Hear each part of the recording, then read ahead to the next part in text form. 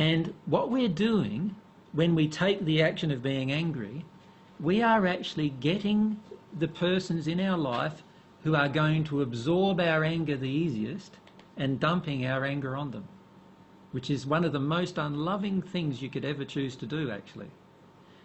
If you're angry with a child, you're actually dumping rage on a child, and a child is the least experienced person to handle it.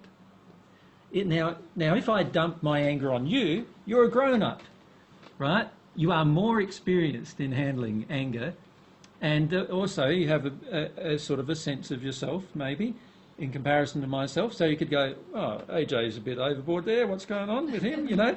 And you have some method of emotionally coping with the actual rage coming at you. Your children do not.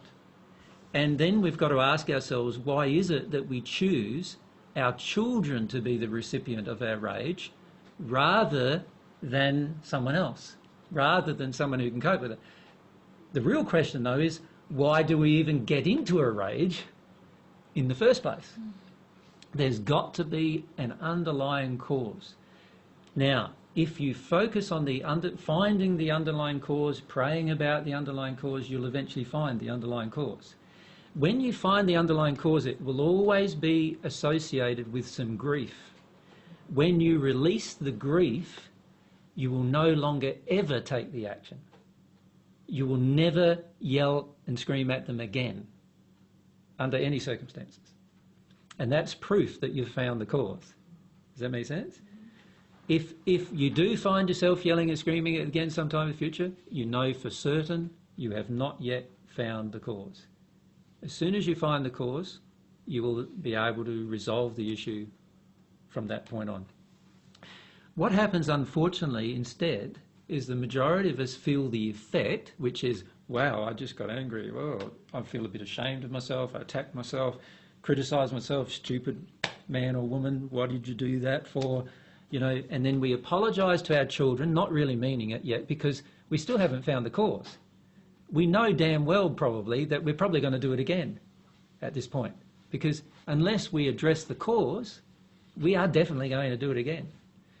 So rather than saying sorry to our children, I'd say to my children, look, Dad was just really bad then, really bad.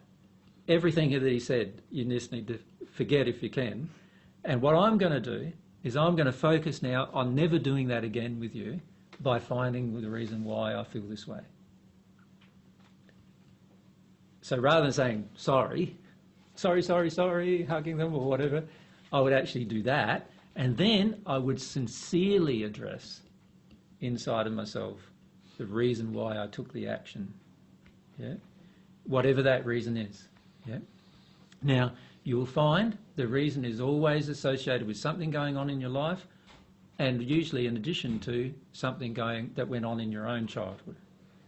And when you release the grief of that, what will happen is you'll not only from that moment on never need to apologise for it again, because the reality is you'll never do it again from that point on when the real cause is addressed.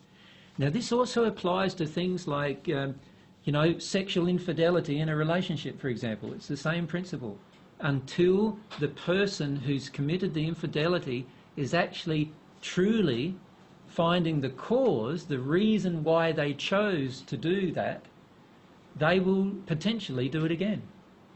Saying sorry is pointless at that point. They need to find why they did it, and they need to release inside of themselves why they did it. Once they do that, they'll never be able to do it again, ever. But until they do that, they will be able to repeat the action.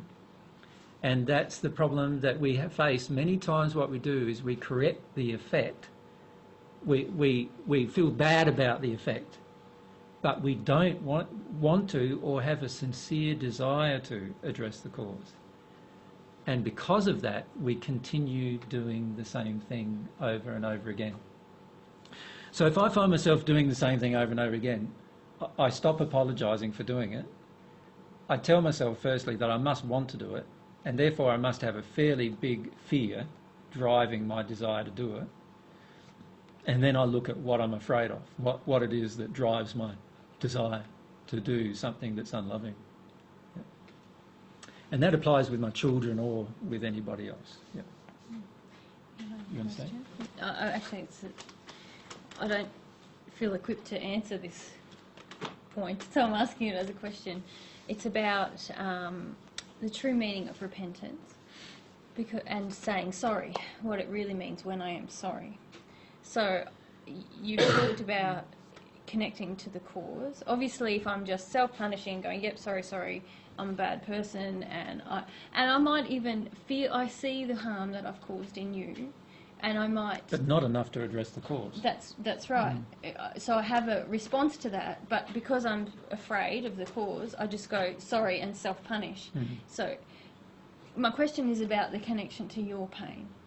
So when I'm truly going to be sorry, I'm going to have the courage to find the cause. But there's also going to be something about your pain in there, isn't yes. there? You'll have the courage to feel completely the pain of what you've caused. So in other words, you'll have the courage to feel completely, if it's to your children, the courage to feel completely your children's pain when they get yelled at. You'll have, if it's to do with infidelity in a relationship, you'll have the courage to feel completely the other party, the injured parties, if you like, or the party that was innocent in the infidelity.